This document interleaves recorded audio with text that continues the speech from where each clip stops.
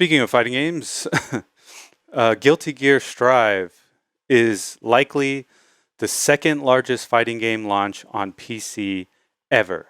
So, what does this mean? Well, they did the numbers and they found that if you look at the peak players, Dragon Ball Fighters had 44,234, and Guilty Gear Strive comes in at 30,939. Mortal Kombat 11 is at 27,301. So, yeah. And it's crazy to me that Street Fighter 5 is. But you know what? It makes sense because the game launched on PlayStation long before it came to PC.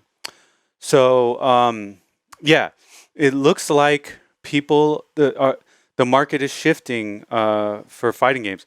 Also, I just want to note that it looks like Guilty Gear Strive reached over 300,000 copies shipped, and that was in the first week. So that's good to hear. Um, you know, fighting games they're a niche audience, and it's hard to make a successful fighting game these days.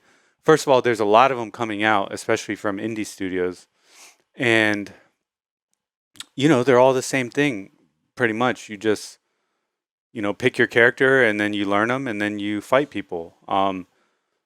They don't really deviate too much from the single player mode unless you're talking about like the Persona fighting game. What was it? I forget the name of it, but it had like a 40-hour story mode.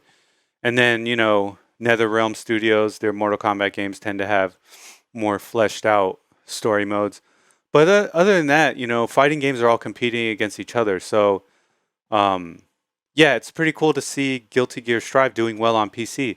And in fact, I plan on buying it on PC next month because I have some friends playing. So, very interesting to see. And yeah, it's a beautiful game, and I'm glad it's doing well.